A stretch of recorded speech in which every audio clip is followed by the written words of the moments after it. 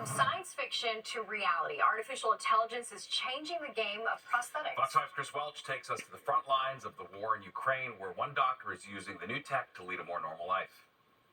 I'm not going to leave Ukraine until the full-scale war is over. Dr. Alexis Cholas knew he had to be on the front lines during Ukraine's war with Russia, and he's not even a Ukrainian citizen. Yeah, I joined the volunteer battalion. Cholas is from Greece, and he's not a soldier. He's a traumatologist who served as a volunteer combat medic near the front lines in eastern Ukraine.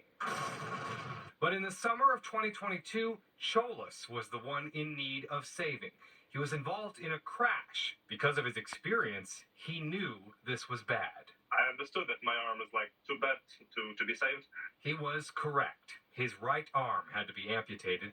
Despite the traumatic injury, he knew his mission was not over. I was actually sure that I need to go back to the front line and I need to go back to my work. With the help of a prosthetic, Alexis has returned to the front lines, continuing his work as a combat medic. I got injured in Iraq. I got hit by an improvised explosive device, which blew my arm off right about here. Retired Sergeant Garrett Anderson suffered that injury back in 2005. I had about 30 seconds of pity on myself. Thanks to Anderson's determination and a prosthetic, he now leads a normal life. But these prosthetics for Cholas and for Anderson are not ordinary prosthetics. We have the capability to make the world's first bionic man.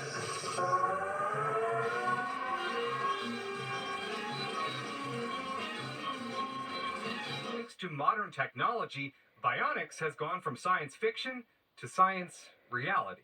I'm making the best of what I got. Anderson can do all this thanks to a bionic prosthetic.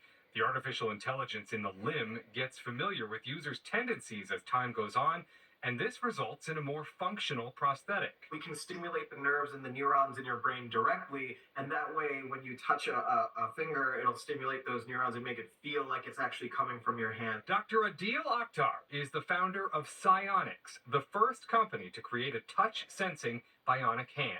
Scientists there create prosthetics that have a series of digital signal processors. So we have 6 different touch points, that are touch sensors that we have that we can put in each one of the fingers. And then the user can feel a vibration. That way they know when they're touching an object, how hard they're touching the object, as well as when they've let go of the object as well. So we've had our users grab raspberries without crushing them. The user connects the remaining limb to the socket in the prosthetic.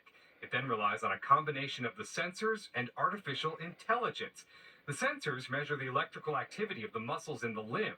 The AI then uses this information to control the movements of the bionic hand so that it can mimic an actual human hand.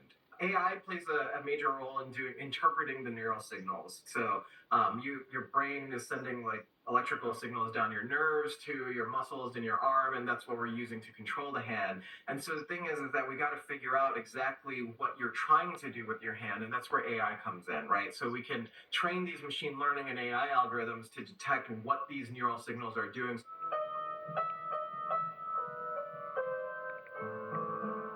For me, it didn't take me long at all to figure out. I picked it up very quickly. Ryan Goodwin says his prosthetic practically functions like a real hand. And one of my favorite things about the Speed, actually, is it helps you kind of tune out the fact that you're even wearing a prosthetic. If I want to just reach and grab something, I can do that very quickly without having to wait for the hand to close around something before I can pick it up. Bionic isn't the only company out there producing bionic prosthetics. Since the Ukrainian war began 2 years ago, tens of thousands of Ukrainian soldiers have lost limbs.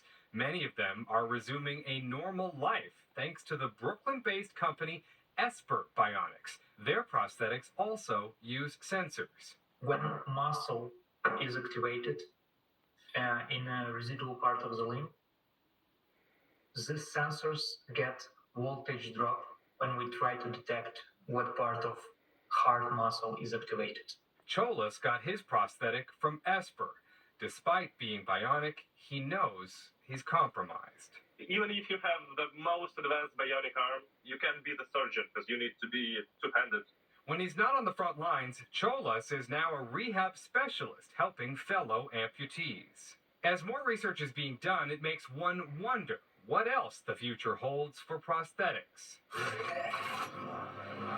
And could future prosthetics make soldiers more like super soldiers? Today, at this stage, they're not about extra ability, they are about just give back abilities. And later, yes, there will be extra abilities, so those people will be more functional than you and me, for sure. Chris Welch, Fox 5 News. Yeah, beyond remarkable. No, it really is. Yeah, it's amazing how far that's coming, and it's continuing to go. All right, let's go to Nick now for a look at the forecast. Boy, a beautiful